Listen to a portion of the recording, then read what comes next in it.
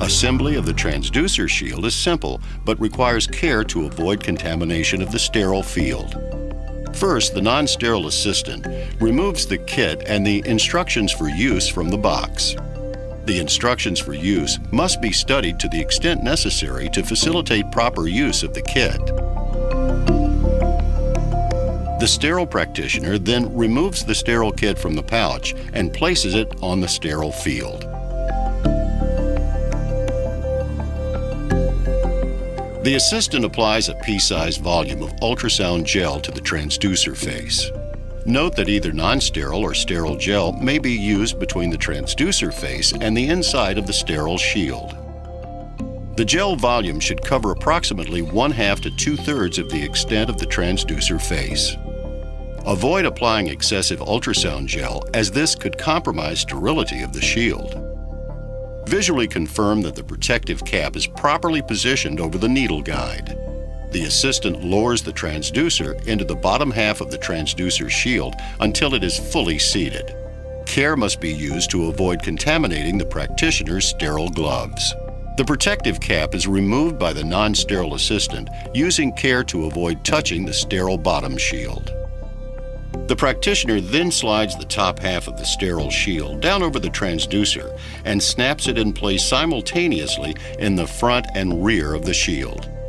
There should be audible clicks from both the front and the rear snap closures when the two halves lock together. The snap closures at the front and rear of the shield should be checked visually to confirm complete shield closure around the transducer. To install the cable sleeve, the assistant holds the transducer by the cable and lowers it into the cable sleeve being held by the practitioner until it reaches the distal end of the sleeve.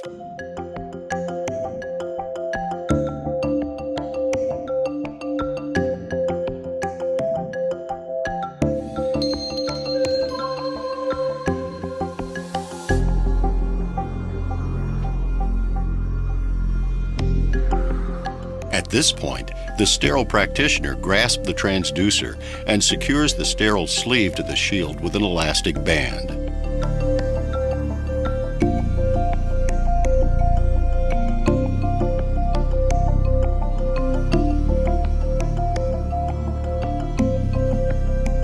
Gently pull on the sleeve until the elastic band is snug against the flange of the transducer shield assembly. Insertion of the needle into the needle guide is facilitated by resting the magnet on the magnet rail. Place the magnet against the magnet rail to stabilize the needle assembly. Align the needle tip with the needle guide orifice and advance the needle into the guide.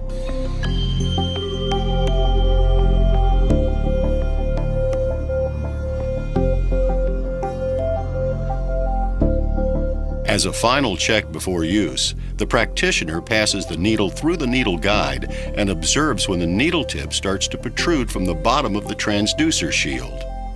At this point, the image of the virtual needle should be seen just entering the very top of the ultrasound field. This step confirms calibration is correct. Depending upon which hand is used to advance the needle during the procedure, it may be necessary to toggle the left-right orientation of the ultrasound image. If the needle is advanced with the left hand, the virtual needle should enter from the left side of the ultrasound image. If the needle is advanced from the right hand, the virtual needle should enter from the right side of the ultrasound image. Consult your ultrasound system's user guide for specific instructions on how to toggle the ultrasound screen. Finally, the practitioner slides the needle slowly forward and backward through the needle guide and observes the virtual needle on the sonogram. The motion of the virtual needle should mirror the motion of the actual needle.